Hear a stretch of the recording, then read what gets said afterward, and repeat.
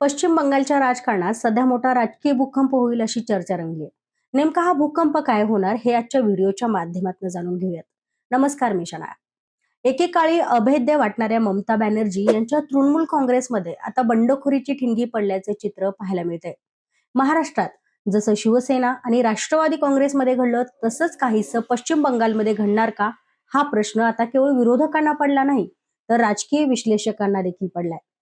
नुकत्याच झालेल्या विधानसभा निवडणुकीमध्ये तृणमूल काँग्रेसला मोठा धक्का बसल्यानंतर पक्षामध्ये अस्वस्थता वाढल्याचे चित्र पाहायला मिळतंय.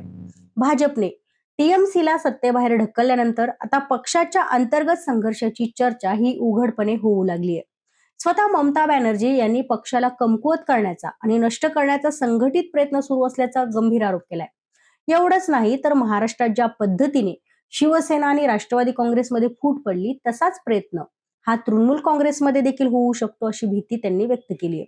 खरं तर गेल्या काही आठवड्यांपासून टीएमसी मध्ये अनेक विचित्र घडामोडी घडत आहेत.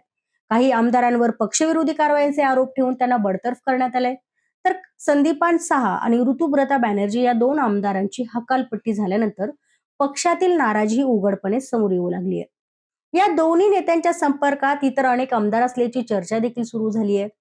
कोलकात्यामध्ये बंडखोर आमदारांच्या ज्या बैठका झाल्याच्या ज्या बातम्या समोर आल्या त्या बैठकींमध्ये पक्षाचं भवितव्य, नेतृत्व बदल आणि स्वतंत्र गट स्थापन करण्यासारख्या मुद्द्यांवर चर्चा झाल्याचं सांगितलं जात आहे. यामध्ये आणखीन भर पडली ती म्हणजे टीएमसीचे निलंबित प्रवक्ते रिजू दत्ता यांच्या वक्तव्याने. रिजू दत्ता यांनी पक्षामध्ये मोठी दरी निर्माण झाल्याचा दावा केलाय. त्यांच्या मते पक्षातील अनेक नेते सध्याच्या नेतृत्वावर नाराज आहेत.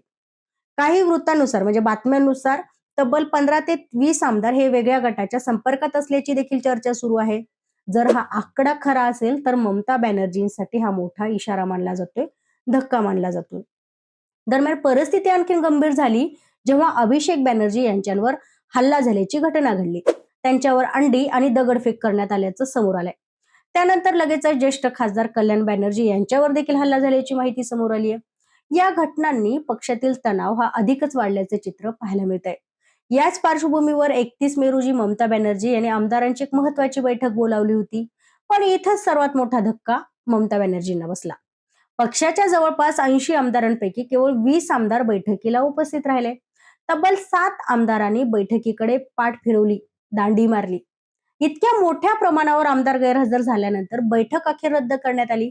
हा केवळ योगायोग आहे का, की पक्षामध्ये मोठी बंडखोरी आकार घेत आहे? हा प्रश्न आता जोरदार चर्चेत आलाय. आता महाराष्ट्राची तुलना का होते ते देखील बघूयात. 2022 मध्ये शिवसेनेत मोठी फूट पडली. एकनाथ शिंदे यांनी स्वतंत्र गट स्थापन केला आणि मोठ्या संख्येने आमदार त्यांच्या बाजूने देखील गेले. त्यानंतर निवडणूक आयोगाने शिंदे गटालाच अधिकृत शिवसेना म्हणून मान्यता दिली. त्याचप्रमाणे 2023 मध्ये राष्ट्रवादी काँग्रेसमध्ये अजित पवार यांनी वेगळा गट स्थापन केला आणि पुढे त्या गटाला देखील अधिकृत मान्यता मिळाली. महाराष्ट्रातील या दोन्ही घटनांची सुरुवात देखील नाराज आमदार, गुप्त बैठका आणि नेतृत्वावरील प्रश्नचिन्हांपासून झाली होती. आज पश्चिम बंगालमध्ये देखील अगदी तसंच चित्र पाहायला मिळालंय. त्यामुळे टीएमसी मध्ये देखील मोठी फूट पडू शकते का? ममता बॅनर्जी यांचं नेतृत्व आव्हानात येणार का? आणि सर्वात महत्वाचं म्हणजे भाजपला याचा राजकीय फायदा होणार का? या सर्व प्रश्नांची उत्तरे येत्या काही दिवसात मिळतीलच. पण एक गोष्ट मात्र निश्चित आहे की पश्चिम बंगालच्या राजकारणात काहीतरी मोठं शिस्त आहे आणि त्याचे परिणाम हे दूरगामी आहेत. फक्त ते बंगालपुरते मर्यादित राहणार नाही तर राष्ट्रीय राजकारणावर देखील त्याचा प्रभाव पडू शकतो. तुम्हाला काय वाटतं? तृणमूल काँग्रेसमध्ये खरंच महाराष्ट्रासारखी फूट पडेल का? तुमचं मत कमेंटमध्ये मला नक्की सांगा. आणि हा व्हिडिओ आवडल्यास लाईक करा, शेअर करा आणि सबस्क्राईब करायला अजिबात विसरू नका.